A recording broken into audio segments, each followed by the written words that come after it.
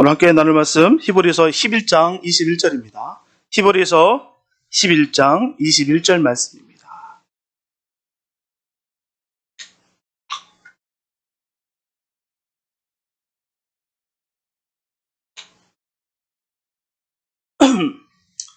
히브리서 11장 21절 말씀, 주님의 귀한 말씀 봉독해 올립니다. 믿음으로 야곱은 죽을 때에 요셉의 각 아들에게 축복하고 그 지팡이 머리에 의지하여 경배하였으며. 우리 이제 한 해를 마감하고 새로운 미래를 준비하는 아주 중요한 시점에 와 있습니다. 만약에 금년으로 우리의 모든 것이 다 끝나버린다면 과거를 돌아보는 것이 별다른 의미가 없습니다. 그러나 우리에게는 새로운 미래가 기다리고 있기 때문에 복되게 살았던 사람들을 돌아보는 것은 여러 의미가 있어요. 그것은 과거를 보는 것이 아니라 바로 우리의 미래를 볼 수 있기 때문입니다. 특별히 오늘은 2021년을 보내고 2022년을 맞이하면서 성경의 많은 사람 중에서 특별히 야곱에 대해서 함께 살펴보고자 합니다. 야곱이라는 인물을 택한 이유는 무엇보다도 야곱은 자기 인생을 역전시킨 사람이었어요. 야곱은 무려 130년간을 방황하며 고통 중에 살았으나 인생의 그 마지막 17년은 누구보다도 부러워할 만한 그런 복된 삶을 살았습니다. 또 하나 이유가 있다면 야곱은 아름다운 변화의 사람이기 때문이에요. 야곱의 삶은 우리의 모습과 너무나 비슷한 실패와 또한 상처로 가득한 삶이었어요. 그러나 실패와 상처는 그를 패배시키거나 낙심시키지 못하고 오히려 아픔을 통한 성숙한 인생을 살도록 했다는 것이죠. 마지막으로 야곱을 택한 이유는 야곱을 통해서 아름다운 인생의 마무리를 볼 수가 있기 때문입니다. 우리는 언젠가는 한 해의 마지막이 아니라 내 인생의 마지막에 직면하게 됩니다. 그때 복된 인생으로 귀하게 삶을 마감할 수 있다면 너무나 행복할 것이에요. 그리고 후손들이 나를 아름다운 이름으로 기억하고 또 하나님께서 나의 삶을 많은 사람에게 소개할 만한 인생이 된다고 한다면 얼마나 영광스러운지 모릅니다. 분명하게 야곱의 생애는 고달픈 인생의 여정이 있음에도 불구하고 삶의 마지막에 가까울수록 아름다웠던 사람이었습니다. 그렇기 때문에 야곱의 생애를 함께 나누면서 하나님 안에서 이끌림을 받는 삶에 대해 이 시간 다시 깊이 생각하며 주님 안에서 기대하고 소망하는 시간이 되시길 바랍니다. 분명하게 야곱을 복된 인생으로 인도하신 하나님이 바로 우리의 인생을 인도하십니다. 야곱을 포기치 아니하시고 끝까지 붙으시고 새롭게 일으켜 주셨던 그 하나님이 바로 우리의 하나님 되십니다. 실패로 끝날 수밖에 없었던 인생, 지렁이처럼 땅을 기어다니며 민물처럼 아무 의미 없이 살아갈 수밖에 없었던 야곱을 돌아보신 그 하나님이 지금 우리의 삶을 인도하고 계십니다. 때문에 야곱을 통해서 우리의 미래를 볼 수가 있어요. 그렇다면 야곱의 생애를 승리로 이끌며 복된 인생을 살게 하셨던 하나님의 인도하심에는 어떤 원칙이 있었는지 함께 살펴보도록 하겠습니다. 첫째, 믿음의 사람이 되도록 인도하셨어요. 오늘 본문에 보면 야곱이 요셉의 각 아들들에게 축복하고 그 지팡이의 머리에 의지하여 경배하였던 모습이 나와요. 그리고 그 모든 행동을 야곱이 믿음으로 행했다라고 본문은 말씀하고 있습니다. 이 말씀은 야곱의 행동의 동기가 믿음에 근거하고 있음을 알려주고 있어요. 하나님을 믿는 믿음으로 그들을 간절히 축복하고 하나님께 경배하는 것입니다. 그러면 야곱이 가진 믿음이 무엇이었을까요? 본장 6절을 보면은 믿음이 없이는 기쁘시기 못하나니 하나님께 나아가는 자는 반드시 그가 계신 것과 또한 그가 자기를 찾는 자들에게 상 주시는 이심을 믿어야 할지니라. 바로 하나님이 살아계신다는 믿음을 야곱은 갖고 있었음을 알 수가 있어요. 하나님 살아계신다. 분명히 야곱은 믿음을 가진 사람이었어요. 그러나 그의 삶을 보게 되면 믿음의 대상과 믿음의 내용이 달라진 것을 알 수가 있습니다. 야곱은 처음에는 자기 자신을 믿었어요. 하나님을 의지하고 하나님만 믿었던 것이 아니라 자기 자신을 믿었습니다. 자기 지혜를 믿었고요. 자기 힘을 믿었습니다.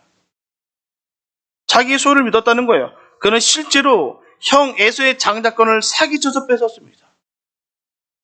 또한 사랑하는 아내를 얻기 위해서는 무려 14년간이나 정말 그 모진 그 고난과 고통을 다 견디면서 노력해서 그 부인을 얻어냈어요. 삼촌 라반으로부터 많은 재산을 빼돌렸습니다. 한번 목표를 정해놓으면 그 목표를 이루기 위해서 뒤로 돌아선 적이 없는 야곱의 그의 삶의 패배와 불가능은 없었다는 것이죠. 자기가 얻고자 하는 것, 이루고자 하는 것은 다 얻고 다 뺏었습니다. 그게 야곱이에요. 경험이 많다는 거예요. 마음만 먹으면 무엇이든지 이룰 수 있다라고 하는 그런 확신을 가지고 있었습니다. 그게 삶의 모습이었어요. 그런 야곱을 하나님께서는 철저하게 자기 힘으로는 아무것도 할 수 없다는 것을 깨닫게 하셨다는 것입니다. 삼촌 라반의 집에서 고향으로 돌아올 때 야곱에게 풀어야 할 숙제가 있었다는 것이죠. 바로 형 에서와의 관계입니다. 다른 것은 다 됐어요. 근데 풀어야 될 것을 풀지 못하고 있다는 것입니다. 어떻게든 이 문제를 풀어보고자 해도 풀리지가 않아요. 고독과 번민 가운데 약복강 강가에 있을 때 천사가 밤새 씨름합니다. 그때 천사가 야곱의 환도뼈를 쳐서 위결되게 만들어요. 야곱은 더 이상 자기 힘으로 버틸 수가 없었어요. 그는 하나님 앞에 매달렸습니다. 자기 자신으로는 아무것도 할 수 없다는 사실을 그제서야 비로소 깨달은 거예요. 그리고 그는 진정으로 하나님만을 의지하게 되었습니다. 야곱이 하나님을 의지한 믿음은 아들들이 애굽의 양식을 사러 갔을 때 결정적으로 나타나요. 창세기 43장 14절에서 아들 중에 시몬이 도둑질했다는 그 제목으로 말미암아 애굽의 인질로 잡혔다는 일을 듣고 그는 전합니다. 전능하신 하나님께서 그 사람 앞에서 너에게 은혜를 베푸사 그 사람으로 너희 다른 형제와 베냐민을 돌려보내게 하시기를 원하노라. 내가 자식을 잃게 되면 이르리로다 라고 믿음을 나타냅니다.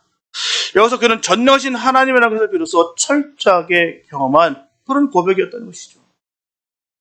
지금까지 하나님이 전능자임을 믿지 못했기 때문에 야곱은 스스로 자기 꿈을 이루기 위해서 부단히 노력했습니다. 몸부림을 쳤어요. 그의 얄팍한 꾀는 하나님을 온전히 믿지 못하는 데서 나온 삶이었다는 것입니다. 하지만 이제는 철저히 하나님을 믿는 사람이 되었어요. 더 나아가 창세기 48장 21절에 보면 이스라엘이 요셉에게 또 이르되 나는 죽으나 하나님이 너희와 함께 계시다 너희를 인도하여 너희 조상의 땅으로 돌아가게 하시려니와 라고 그는 유언합니다. 이처럼 야곱은 하나님의 말씀과 섭리를 분명히 믿는 사람으로 변화가 되었다는 것입니다. 그렇다면 오늘 우리가 겪는 환도뼈가 탈골되는 것 같은 고통과 아픔은 무엇을 위한 것이겠습니까? 나를 믿고 내 능력을 의지하던 모습에서 전능하신 하나님을 믿는 사람으로 바뀌게 하고 있다고 생각해 보신 적은 있으십니까? 네덜란드에 유명한 복음 전도자가 있어요. 바로 코르덴 붐이라는 여자가 있습니다. 그녀의 가족은 제2차 세계대전 당시에 유대인을 집에 숨겨준 죄로 인하여 모든 가족들이 독일군에 의해서 체포되고 강제 수용소에 갇히게 됐어요. 가족들은 모두 수용소에서 가혹한 고문으로 죽었습니다. 하지만 코르텐붐 여사는 살아서 후에 진정한 그리스도의 사랑과 용서를 실천한 주의 종이 되었다는 것이죠.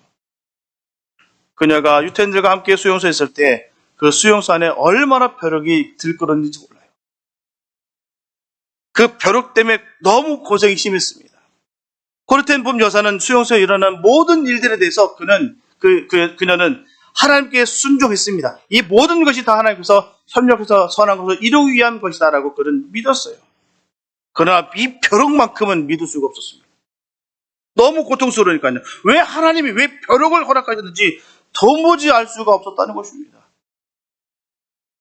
지금까지 코르텐붐 여사는 무슨 일이 일어나든 로마서 8장 28절에서 전하는 우리가 알거니와 하나님을 사랑하는 자 곧 그 뜻대로 부르심을 입은 자들에게는 모든 것이 합력하여 선을 이루리라. 이 말씀을 꽉 붙잡고 살았습니다. 그 말씀 붙잡고 다 이해하게 되는데 도무지 이 벼룩만큼은 도저히 선을 이룬다는 말로는 이해가 되지 않았다는 거예요. 그러다 어느 날 코르텐붐 여사는 벼룩을 통해 선을 하나님께서 이루고 계시구나 했던 사실을 깊이 알고 깨닫고 감사했다는 거예요. 그 이유가 바로 수용소의 벼룩이 너무 많으니 독일 군인들이 안으로 들어오지 않고 밖에서만 지키고 있다는 것입니다. 그 당시 포로들이 얼마든지 성경 공부도 하고 또한 심지어 찬송까지도 부를 수 있었던 것입니다. 그 후에 2차 대전이 끝나고 주의 종이 된 이 코르텐봄 여사는 히틀러나 독일 사람들이 너무나 미웠지만 주님의 명령에 순종하여서 그들에게 주님의 사랑의 복음을 전하기 위해 독일 마을로 다녔어요.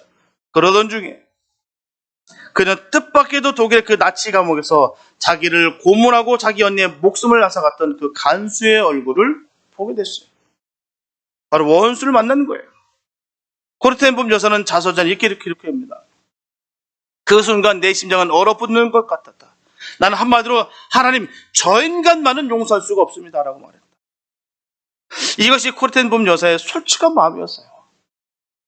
도저히 용서가 안 된다는 것이죠. 하나님 앞에 바로 전했다는 것입니다. 저 인간만큼 나 용서 못하겠습니다. 그러나 용서와 사랑을 외치고 있던 이 코르텐봄 여사의 앞을 향해서 자기에게 결정적인 피해를 입혔던, 정말 죽이고도 싶었던 그 사람이 한 걸음 한 걸음 다가오고 있었어요. 하나님은 계속 이 코르텐봄 여사의 마음속에 이렇게 말씀하고 있다는 것입니다. 용서해라. 하나님, 저 인간만 용서할 수 없어요. 용서해라. 못합니다. 이렇게 내적인 싸움을 하고 있는 동안에 그 원수 같은 사람은 벌써 그녀의 앞에 나타났다는 것입니다. 그래서 그 순간 코르텐봄 여사의 마음속에 번개같이 스치는 하나님의 음성이 들려집니다. 나는 내가 저 사람을 용서할 수 있느냐 없느냐를 묻고 있는 것이 아니라 용서하겠느냐 안 하겠느냐를 묻고 있는 것이다. 용서하라는 것은 나의 명령인데 내 명령 앞에 순종하겠느냐 안 하겠느냐. 이렇게 그녀는 자기 자서전에 기록합니다. 나는 그때 그 사람을 용서하고 싶은 마음이 조금도 없었지만 용서해야만 한다는 주님의 명령이 내 마음속에 깨달아지는 순간, 하나님 명령이라면 할 수 없지요. 그러면 용서해야지요 라고 생각했다. 그래서 나는 용서하고자 하는 마음과 느낌이 없이 다만 하나님의 명령에 순종하기 위해서 손을 내밀었다.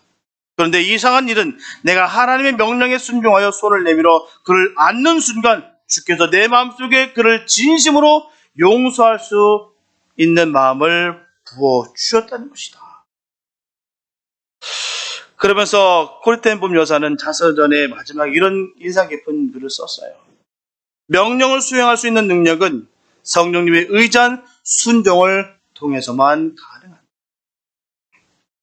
내가 무엇을 할 수 있다는 생각 때문에 하나님으로부터 점점 멀어지고 있다면 무언가를 할 수 있다는 것은 결코 축복이 아닙니다.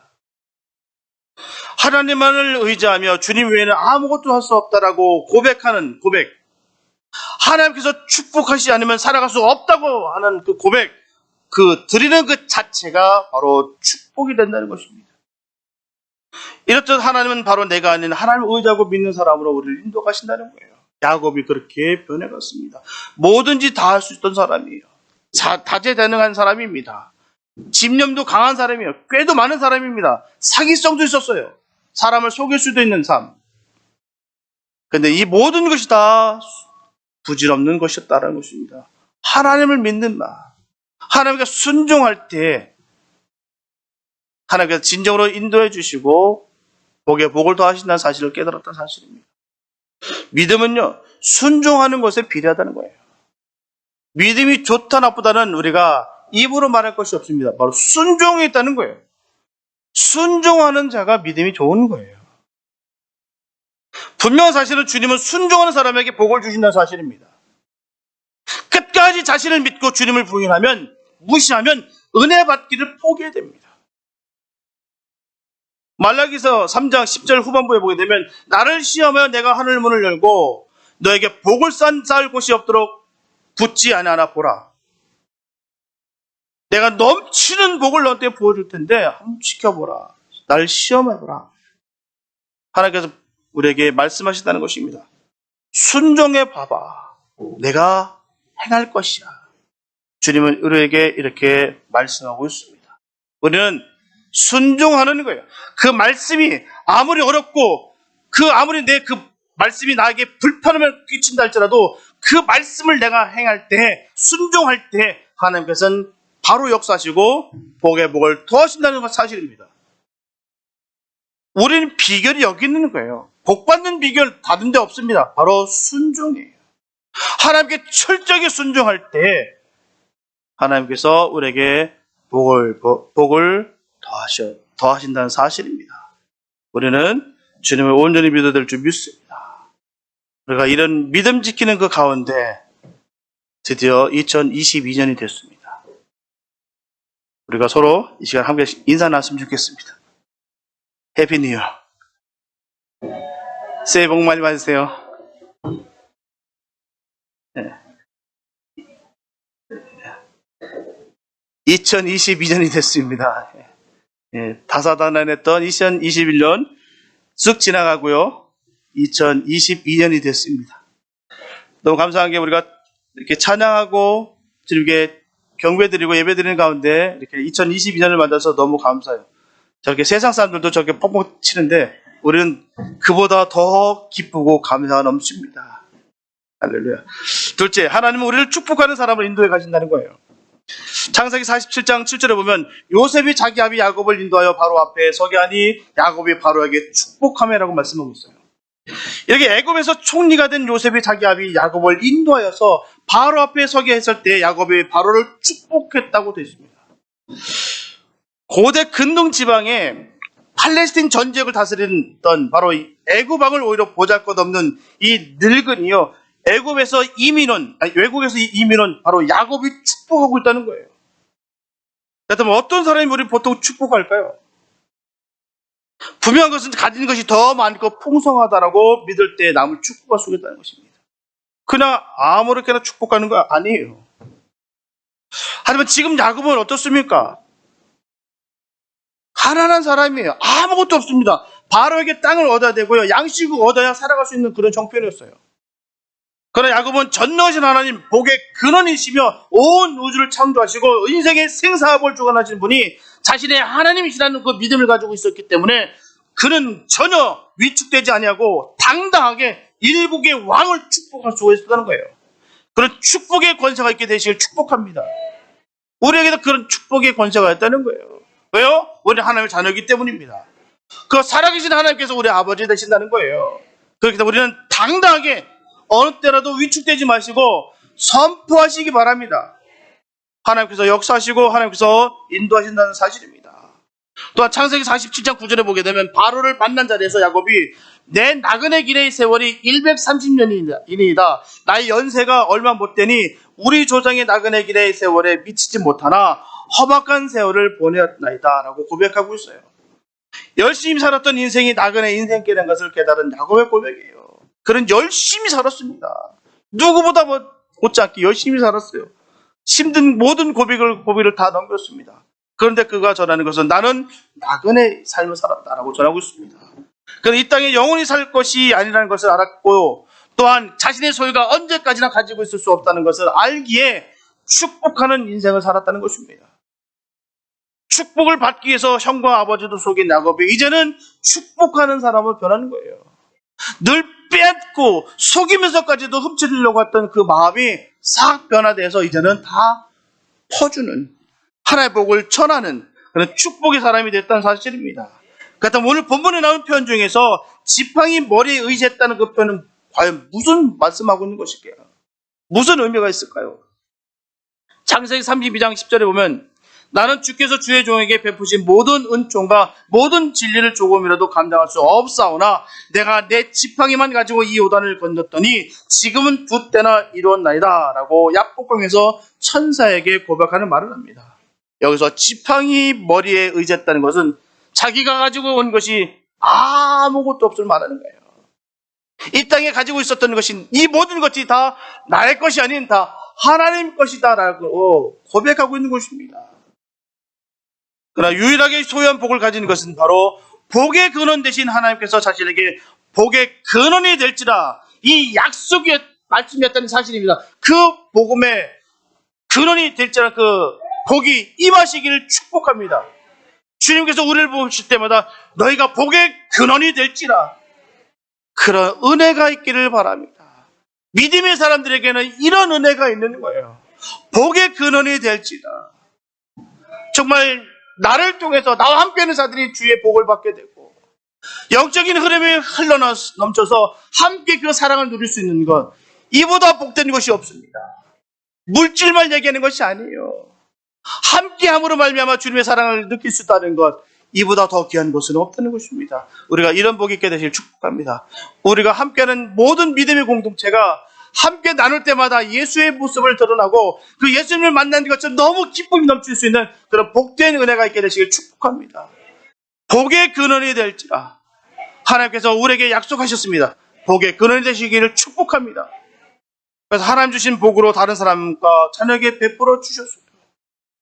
하나님께 더 야곱은 주님의 이름으로 축복하는 것의 능력을 확실히 믿었다는 것입니다. 이럴 때면 나이 들어서 죽음을 앞두고 자기 것을 훔쳐주겠다라고 몸부림치는 모습을 볼 때 결코 좋은 모습이 아닙니다. 이런 사실을 알고 있다면 우리는 이제는 복을 베푸는 사람, 축복하는 사람으로 살아야 될 줄 믿습니다. 그래서 저와 여러분들도 축복하는 아버지와 어머니, 할머니와 할아버지가 되어야 될 줄 믿습니다. 시편 146편 4절과 5절에 보면 그 호흡이 끊어지면 흙으로 돌아가서 당일에 그 도무가 소멸하다. 야곱의 하나님으로 자기 도움을 잡으며 여호와 자기 하나님에게 그 소망을 두는 자는 복이 있도다라고 말씀하고 있어요. 우리에게 욕망과 욕심의 인생에서 남을 축복하는 삶으로 바뀌어 가시는 하나님의 인도하심이 바로 우리의 하나님 되십니다. 이제 앞으로는 자녀들과 가족들에게 축복하는 기도를 해주시고 복을 빌어주시길 바랍니다. 분명한 것은 미워하는 사람이라 할지라도 용서하며 복을 빌어주고 위로해주고 사랑할 때 주님 주시는 진정한 복을 나누게 되는 것입니다. 이제 우리의 인생은 원망과 미워하는 삶이 아니라 축복하는 인생 되시길 축복합니다. 세상에 원망과 미워하는 삶만큼 비참하고 슬픈 것도 없어요. 남을 원망하고 미워하는 삶이 그 마음이 오죽하겠습니까? 그 마음에 평강이 있을까요? 늘 미워하는 마음, 원망만 있으면 그 안에 독이 가득 찼다는 것입니다. 그 독이 바로 나를 죽이는 거예요. 그런 어리석임의 엮이 되시길 축복합니다. 어리석은 거예요. 예수 믿으면서 내가 그런다는 것은 어리석은 거예요. 축복하는 인생 되시기 바랍니다. 축복하면 할수록 그 축복이 나에게 임하는 거예요. 우리가 힘들고 어렵다 할지라도 우리가 하나님 주신 지혜로 명철이 있어야 될 줄 믿습니다. 왜 우리가 죽는 삶, 왜 고통받는 삶을 살아갈 필요가 뭐가 있겠습니까? 원망하고 미워하는 삶은 결국 자기 자신을 죽이는 삶입니다. 우리는 주님의 마음을 품어서 축복한 인생 되시기를 예수 이름으로 축복합니다. 셋째, 하나님은 야곱을 예배하는 사람으로 인도하셨어요. 야곱이 하나님을 경배했다고 본문을 말씀하고 있어요. 하지만 야곱은 그 아들 요셉을 만나기 위해서 부엘사베에 이르러 하나님께 예배를 드리는 장면이 나오는 창세기 46장까지 야곱의 긴 생애 동안 예배드린 모습이 보이지 않습니다. 물론 창세기 28장과 창세기 35장 14절에 보게 되면 또 베델에서 드렸지만 그 외에는 야곱의 삶에 예배를 특별히 드리는 모습이 별로 보이지 않아요. 그러나 그는 자기 인생의 마지막을 예배로 마감하고 있습니다. 왜 예배를 드렸을까요? 살아계신 하나님, 자기를 인도하신 하나님, 축복하신 하나님을 믿는 삶의 고백이 있기 때문입니다. 그래서 우리가 예배 드리는 거예요. 살아계신 하나님을 예배 드리는 것입니다. 우리 죽은 하나님을 믿는 것이 아니에요. 살아계신 하나님을 믿기 때문에 우리가 예배 드리는 거예요. 남을 위해서 예배 드리는 것이 아니라 우리가 하나님을 사랑하기 때문에 예배 드리는 것입니다. 살아계시기 때문에 우리가 예배 드리는 것이고요. 우리가 이 자리에 왜 나왔습니까? 힘들고 이 밤중에 왜 나왔어요? 왜 2022년을 굳이 왜 여기까지 나와서 예배 드릴까요? 하나님께 영광 돌리기 위해서입니다. 그 모습이 얼마나 아름다운지요. 하나님께서 기뻐하실 줄 믿습니다. 저렇게 세상에서 뻥뻥 이상 터치는 것보다도 흥청망청 노는 것보다도 그 모든 거 다 잘라버리고 하나님 앞에 나와서 예배드리는 그 모습이 가장 복되고 가장 선한 것일 줄 믿습니다. 앞에서 말씀드린 것처럼 왜 지팡이 머리에 의지해서 경배를 드렸을까요? 알 수 없는 미래에 대한 불안과 두려움을 상징하는 것이 바로 이 지팡이예요.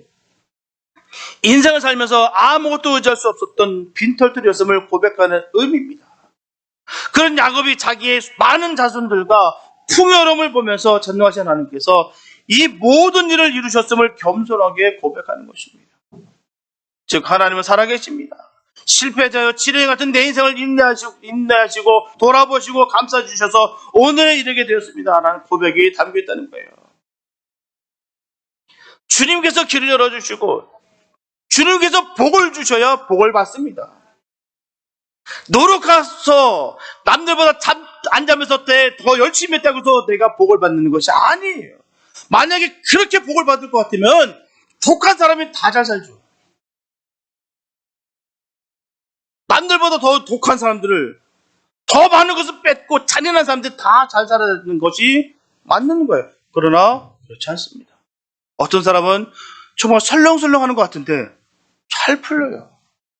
잘 됩니다. 왜일까요? 생사화복은 오직 주님께서 주관하시는 거예요. 주님으로 인하여 받는 복이 진정한 복입니다. 사단도 그런 역사를 할 수가 있어요. 그러나 사단이 주는 것은 저주입니다. 우리가 늘 주님의 은혜로 말미암아 그 복을 받게 되시길 축복합니다.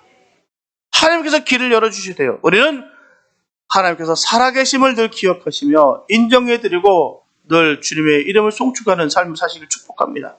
그 삶 가운데 주님께서 길을 열어주실 거예요. 말도 안 되는 상황 속에서 하나님께서 복을 열어주신 그 은혜가 우리 삶 가운데 이루어지고 있다는 사실입니다. 저는 너무 많이 그런 걸 봤어요. 근데 정작 들어야 될 사람들은 이 말씀을 안 들어요. 왜요? 힘드니까, 귀찮으니까, 불편하니까. 그런데 정말 복을 받는 사람들의 삶의 모습에 증거하는 모습을 보면요. 정말 위기 상황 속에, 힘든 상황 속에 주님 앞에 딱 무릎 꿇습니다. 그 사람은요, 복을 받아요. 저는 이 말씀을 100% 확신합니다. 저는 이 말씀을 믿습니다. 저는 지금까지 그렇게 봤어요. 수많은 사람들 봐봤어요. LA에서도 그런 역사를 많이 봤고요. 또한 이곳에서도 보게 됩니다. 하나님께 매달리시기 바랍니다. 하나님께서 하실 수 있는 거예요. 하나님께서 길을 열어주시고 하나님께서 복을 주실 때 복이 열리는 것입니다. 하나님께서 하시는 것이지 나의 힘이 아닌 것. 철저하게 야곱이 깨달은 것입니다. 내가 다 해봤다. 결론은 하나님께서 열어주셔야 된다. 이 모든 것이 다 하나님의 은혜였다는 것을 깨달았다는 것입니다. 흙으로 돌아갈 수밖에 없는 연약한 인생이 하나님의 은총과 사랑으로 살아가고 있음을 마음으로 인정하고 고백하는 행위가 바로 예배입니다. 예배 그렇게 해서 드리는 거예요. 남의 눈치 봐서 드리는 것도 아니고 남의 위에서 드리는 것도 아니고 강요해서 드리는 것이 아니라 너무 감사해서 주님께 예배 드리는 것이 복된 예배인 줄 믿습니다. 주님께서 찾고 찾으시는 예배자가 그런 자예요. 세상적으로 잘나거나 못 끝나거나 중요한 것이 아니라 주님께서 가장 기뻐하시는 삶은 바로 예배 드리는 자입니다. 정말 기쁨으로 주님께 예배 드리는 것. 그렇기 때문에 예배는 매우 소중한 믿음의 행위입니다. 삼촌 라반의 집에서 가는 도중에 베델 광야에서 하나님의 임재하심을 경험한 이후에 야곱은 베델의 약속과 언약을 의미 있게 회상할 수가 있었어요. 요한복음 4장 23절에 보면 아버지께 참으로 예배하는 자들은 신령과 진정으로 예배할 때가 오나니 곧 이때라. 아버지께서는 이렇게 자기에게 예배하는 자들을 찾으시니라. 주님이 찾으신다는 사실이에요. 이처럼 주님께서 사랑하시고 찾으시는 사람은 바로 예배하는 사람이에요. 그렇기 때문에 우리는 예배하는 자리로 인도하신다는 거예요. 주님이 사랑하시기 때문에 우리를 예배 자리로 인도하시는 거예요. 우리가 예배 자리에 모일 수 있게 하심이 얼마나 감사한지요. 이 모든 것이 하나님의 은혜일 줄 믿습니다. 작년만 해도요, 우리 모이는 것 상상도 못했습니다.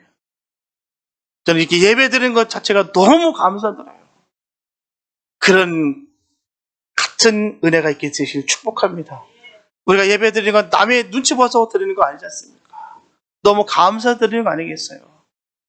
그 시간이 어쨌든 장소가 어디든 거리가 어디든 상관없이 내가 나의 주님께서 사랑의 줄로 엮어주신 이 사랑의 교회를 위해서 그 교회를 우리 교회를 위해서 거기가 어디든 시간이 어찌됐든 상관없이 주님 마음 기뻐하는 마음으로 달려올 수 있는 것 이것이 얼마나 값진지요. 하나님은 그들에게 복을 줄 줄 믿습니다. 그 감사가 있는 그들에게 하나님은 큰 은혜가 있는 거예요. 하나님은 그들에게 늘 관심 가져주시고 함께 하시는 사실입니다. 분명히 예배에 대한 강조는 아무리 해도 지나치지가 않아요. 왜요? 하나님께 드리는 거기 때문입니다. 사람을 기쁘게 하는 거 아니에요. 좋은 멜로디, 좋은 장소, 좋은 스피커, 좋은 기계, 악기, 이게 중요한 것이 아닙니다. 정말 주님 한 분만을 위해서 경배하는 것, 이게 예배입니다. 주님께서도 말씀하셨어요. 내 집은 기도하는 집이라 말씀하셨어요. 예배의 중요성을 강조하셨어요. 내 집은 기도하는 집이다. 만민이 기도하는 집이다. 강도의 소굴이 아니라 장사치가 넘치는 것이 아니라 인맥에 의해서 움직이는 것이 아니라 사람에 의해서 움직이는 것이 아니라 바로 기도하는 집, 예배하는 집이다라고 주님이 말씀해 주셨다는 사실입니다. 예배가 중요한 것은요, 예배는 하나님의 임재를 경험하는 것이기 때문에 그 하나님의 임재를 경험하시길 축복합니다. 예배 드릴 때마다 하나님의 그 음성을 들려주고 내가 들어지는 이 모든 모습이 하나님께 예배 드린다는 사실을 잊지 마시기 바랍니다. 자꾸 내 스스로가 뭔가를 만들려고 하고 자꾸 인간적인 것에 엮이다 보니까 이 예배가 안 되고 자꾸 세상적인 것과 짝지어서 잘못된 길로 가고 만다는 사실입니다. 예배는 하나님께 드리는 거예요. 하나님께 말입니다. 많은 성경 공부와 훈련을 받아도 하나님의 임재심에 대한 믿음과 체험이 없다면 신앙의 근본적인 변화를 기대하기 어렵습니다. 역사적으로도 예배를 드릴 때 성령이 임재하셨음을 많이 볼 수가 있어요. 예배 가운데 하나님의 임재가 임하는 거예요. 초대교회 갖는 중요한 의미 중에 하나는 바로 예배 공동체였다는 사실입니다. 예배를 통해서 치유와 회복의 역사가 일어납니다. 예배를 통해서 자신의 삶이 변화됩니다. 많은 성도들의 간증을 통해서도 알 수 있는 것은 진실로 주님을 그리스도로 영접하고 자신의 삶의 변화와 감격은 예배 시간에 이루어졌어요. 자녀들에게 예배의 중요성을 가르치시기 바랍니다. 분명히 주님께서는 예배하는 자들을 찾으신다고 하셨어요. 그렇기 때문에 하나님은 우리로 하여금 예배의 자리에 즐겨 나오도록 하시고 또 주님을 경배하는 자리에 서게 만드시는 거예요. 저분들은 어떤 자리에 서기를 원하십니까? 바로 주님을 경배하고 찬양하는 자리가 되어야 될 줄 믿습니다. 절대로 예배의 관람자가 되어서는 안 됩니다. 온전히 하나님께 신령과 전심을 다하여 주님의 자리로 나아가시길 축복합니다. 주님은 우리를 만나시기 원하신다는 거예요. 주님을 만난 사람은 예배의 감격과 기쁨이 있습니다. 사랑하는 성도 여러분, 우리는 순간마다 중요한 결정을 내려야 돼요. 누구와 결혼하느냐, 어디서 사느냐, 어떤 사업을 하느냐, 누구를 만날 것이냐 하는 것은 분명히 매우 중요한 요소예요. 우리의 삶의 방향을 정하는 데 영향을 미치는 것입니다. 하지만 우리의 삶은 우리가 내리는 결정과 관계없이 계속 지속되고 있다는 사실입니다. 중요한 것은 우리가 내리는 삶의 결정의 순간에 하나님이 함께 계시는 것을 발견하는 것입니다. 우리는 바로 그걸 깨닫는 거예요. 이 모든 것이 하나님께서 역사하시고 있다, 하나님께서 이루시고 있다는 것을 발견하시기를 축복합니다.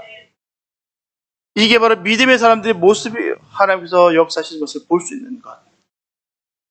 분명히 문제는 피해가는 것이 아니라 해결해야 되는 것입니다. 우리의 수많은 문제들이 있어요. 우리들에게 얽혀있는 많은 문제들이 있을 줄 압니다. 그러나 이 문제는 풀어야 되는 것입니다. 여기서 묶이면 하늘나라도 묶입니다. 우리 주님께서 분명히 말씀해 주셨어요. 여기서 풀어야 된다. 그래야 하늘나라에서도 풀린다. 힘들고 어렵다 할지라도 하나님이 주신 능력으로 풀어진 역사가 있게 되시 축복합니다. 그 먼저는 우리가 순종해야 되는 거예요. 아까 말씀드렸다시피 코르텐붐 여사는 정말 그 원수를 볼 때 도저히 안 되는 거예요. 안 된다, 하기 싫었다고 분명히 증거하고 있어요. 그러나 하나님께서 원하시기에 내가 손을 내밀었더니 하나님께서 역사하시더라. 우리의 믿음의 고백이 있게 되시기 바랍니다. 힘들고 어려운 일들 많이 있습니다. 그러나 우리는 더욱더 주님이 하시는 일들을 기억하시면서 주님께서 우리에게 베푸신 놀라신 그 사랑 가운데 거하시면 세상의 모든 문제들은 우리에게 문제가 되지 않습니다. 지금까지 살아왔던 모든 것들 다 잊으시고 2022년엔 하나님께서 놀라운 그 기적의 복된 한 해가 될 줄로 믿으시고 감사하며 달려가시기 바랍니다. 앞만 보시고 주님만 보시고 달려가시기 바랍니다. 묶여있던 것들, 저주 섞였던 것들, 육체에 있던 모든 끈을 다 풀으시고 오직 성령으로 변화되어 늘 영적인 그 풍성한 은혜가 우리 삶 가운데 넘쳐나게 되시길 축복합니다. 그래서 2020년을 그 어떤 해보다도 주님께서 우리에게 복된 날을 주실 것을 믿으시고 감사하며 나아가시길 축복합니다. 그래서 주님의 인도하심 앞에 2020년 새해를 우리의 모든 것을 다 맡기고 주님의 인도하심을 따라가는 사랑의 선교교회 모든 믿음의 가족들 되시기를 예수님의 이름으로 축원합니다. 기도합니다. 사랑해 주님 감사합니다. 아버지, 늘 주님의 은혜가 아니면 우리가 살 수 없음을 다시 한번 고백합니다. 정말 주님 은혜가 아니면 우리 살 수 없습니다. 하나님, 시시때때로 우리가 내가 잘나고 내가 똑똑하고 내가 힘이 있고 내가 능력이 있는 것 같아서 내 힘으로 살아온 줄 착각할 때가 많습니다. 하나님, 하나님의 은혜가 아니었으면 우리가 살 수 없었습니다. 다시 한번 고백합니다. 하나님, 2022년은 하나님 함께하는 복된 날 되기 원합니다. 주님께서 이끄시는 그런 은혜가 있게 하여 주시옵소서. 철저하게 주님 앞에 나갈 수 있도록 은혜 베풀어 주시고 나는 사라지고 오직 예수의 이름만 드러나는 참된 복이 임하게 하여 주시옵소서. 주께서 우리를 일일이 주관하시고 복의 복을 더하시고 충만케 하실 줄을 간절히 믿사옵고 우리를 구원하신 예수님의 이름이 됐습니다. 아멘.